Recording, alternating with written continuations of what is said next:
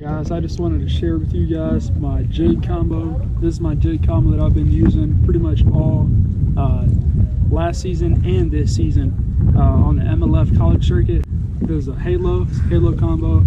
There's a Halo Black Widow rod, 7-foot, medium heavy fast action. And the reel is a Halo Viper R. It's a 7-to-1 gear ratio. Guys, this thing can launch. I've been using this thing. You can see I'm almost at the line here, but you want, go check these out, man. I think these will do you good, and peace out.